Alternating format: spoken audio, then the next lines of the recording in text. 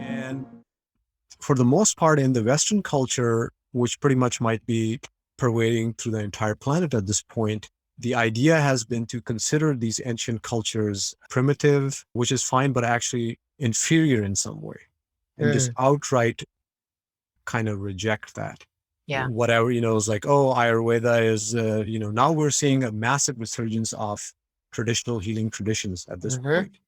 But I thought maybe to quickly kind of, to kind of talk a little bit about this is what I've seen in myself growing is to see how these traditions were actually rejected and when the particular Western models, at least very obviously in the health, Yeah. have not panned out the way. You can even see every academic institution, like here we're in California, San Diego. So Yeah. UCSD has now a whole area of integrative medicine department, and they're interfacing with acupuncturists and all kinds of variety of healers alongside with Western allopathic medicine. Hmm. So I was wondering if you actually had that, because I'm sure in your profession you have seen waves of this um, going through. You mean like just addressing the skepticism, that part Yeah, of just it? addressing skepticism in general Yeah. about things that might not be so much seen in the West. Yeah, yeah. I mean, I didn't, becoming an acupuncturist, I was just like, yay, I'm going to help people and it's going to be great. And everyone's going to like, my doors are going to open and, all these people are going to come.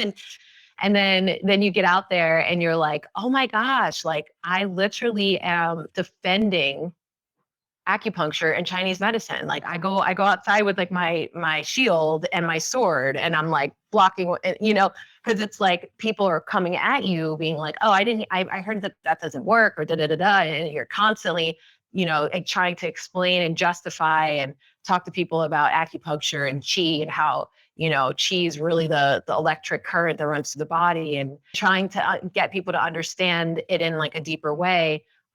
But I think science is very helpful, but at the same time, it puts this extremely narrow lens on these particular things, like all of the ancient healing modalities, on the way that we can use herbal prescriptions to heal the body. Science really wants to pull them apart. They want to find out what the active component is in this particular herb, and then we'll reproduce that massively to help people, not realizing that it's the synergistic effect of everything within the herb that allows it for it to be safely consumed by humans.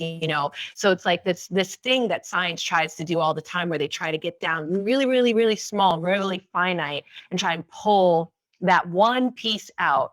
And when you do that in terms of healing and healing the body, you miss out.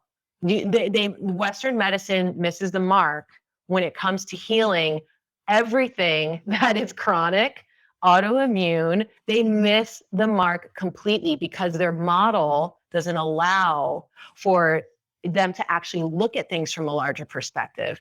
And that's the beauty of Ayurveda. That's the beauty of Chinese medicine, is that we were trained to look at everything from the largest perspective, and we look at it from there first. And then based off of our principles in Chinese medicine, is it in the interior or is it in the exterior? Is it acute? Is it chronic? Is it yin? Is it affecting yin? Is it affecting yang? You ask all these questions, and that brings you deeper, deeper, deeper, deeper, so that you get to like this exact point where this person is having this exact problem, which is completely different than if someone else has been diagnosed with the same condition by a Western physician. Their underlying cause could be something completely different, and that's the reason why Chinese medicine and Ayurveda can't really hold a candle to the way that we approach and heal chronic illness in the body, and that is usually what I wind up going back to when I deal with people that are really like big skeptics, because I'm like, okay, so then tell me how you're going about treating your problems. Okay, so you have insomnia, so you're taking Ambien. Okay, and you're taking you have insomnia because a doctor put you on prednisone, and you're doing the prednisone because it's like you follow this trail back, because that's what Western medicine knows how to do. They know how to quickly slap the Band-Aid on, slap the Band-Aid on, slap the Band-Aid on, without ever really getting to the root of the condition. And so usually when someone does have things like something to say on in the along the ways of, like, not really believing in these ancient modalities, and I'm like, well, Chinese medicine was around for 4,000 years. For 4,000 years, Chinese medicine has been around, and it's only been very recent that science has gotten in on the healing game when you look at it in terms of that. So science is the one that's actually the baby in the situation, but yet somehow we give it all this power, and it's completely lopsided. It So I is, usually kind of yes. go about it in that way. No, thank you for sharing. And I had kind of this inkling that you have faced that, because yes, I mean, and Mm-hmm. you are indeed the warrior, because I be learning about this, I'm realizing how much it was difficult for the pioneer, and maybe you're in the second, third generation of Yeah, completely. people. And I can see, as I was sharing, that this is now in academia, and there are doctors of osteopathy which are same as MDs, same kind of coursework, Yeah. and all these branches of traditional Chinese and Ayurvedic medicine are they kind of started to see that, for at least for chronic illnesses, Mm-hmm. this is the only thing that provides a glimmer of hope. And Yeah. right now, I've heard this from very, from doctors, and you can just go to PubMed, which is a Yep. journal website that hosts a database of medical journals, and you can see that everybody knows that we have an epidemic of chronic illnesses that has never been seen before. You mentioned the word Mhm. autoimmune, and that's something that I had to deal with, because I had chronic issues, and Yeah. I was completely disillusioned Yeah. by the Western medical system. Is like, well, they actually have all these labels, but they don't really know what's going on. Yeah. And you kind of hinted at a few themes, which was, one of them being, again, about Western science, or contemporary Westernized science, sees everything as disconnected. You are kind of like this box, completely isolated, and there's no conversation or idea of harmony with your environment, harmony with the kind of thoughts you're having, the relationships you're having.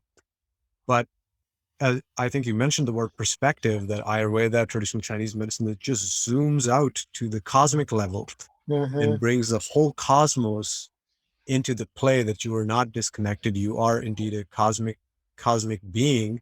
Yeah. That reconnection has tremendous value. So I mean, even at the surface, it makes tremendous sense. Yeah. And And on that, I'd like just to keep it going one level deeper, is that when patients and this has come to, like, what I've noticed in, like, years of practice, but when you have someone that has a chronic illness, cancer, autoimmune, and they are approaching their treatment from a very physical place, they don't get better. It doesn't matter how much acupuncture I would do. It doesn't matter about what herbal prescriptions I would put them on. They will not get better, because it goes their condition is so deep that it's like imprinted on their soul. And then that's when you would use certain modalities that are really attached to the soul, like crystals and crystal work and stuff like that. no, that is beautiful. I think there's a big shift that's happening in so many people. But I felt maybe it's good to kind of highlight what the deeper systemic problems are. Totally, totally. I mean, I've seen this a lot with my cancer patients, and um, what they expect for when you are diagnosed with cancer, what the doctor would prescribe as a course of treatment for their patients. And if you don't know any better and you just do exactly what they say, you will be very sick. You will be extremely sick in this process of healing. And I had one of my friends that, she was a patient, became a really good friend of mine. Her father was an anesthesiologist, so he spoke the language of the doctors, And so when they went in for her treatment, they told her what to do. Like, okay, now what would you do if this was your mother? And it's a great question to ask. If you're put in a position like that with a Western physician, and they're throwing the book at you because that's what their training is, and because it's a money making machine or whatever the case may be, for you to actually say, like, well, what would you do if this was your loved one? what would you prescribe for them? Would you make them do all of this? What would you be looking at? Quality of life or quantity? Like, what it's good to put it in that perspective to them, because we give away our power to physicians a lot when we think that they're the ones that hold all the power and they hold all the knowledge, but they're also just following treatment protocols. So it's really good to get them out of that box every now and again when you can. Yeah, no, totally. I think this kind of connects with this idea when you were saying this concept that's in Ayurveda, I've seen, and in traditional Chinese medicine, that even though a patient might be exhibiting the same kind of symptoms Yeah. to people, their treatment can be radically different. Mm-hmm. And this is not a concept. Well, some doctors might start recognizing it now, but most people is like, oh, you have blood pressure, it's a high Mm-hmm. blood pressure or whatever, the one pill, cholesterol, Yeah. take statins. Yeah. And that's the only one silver bullet we have that treats everybody with that illness. Yeah. So there's no individualized treatment. So in any case, yeah. So thank you for that.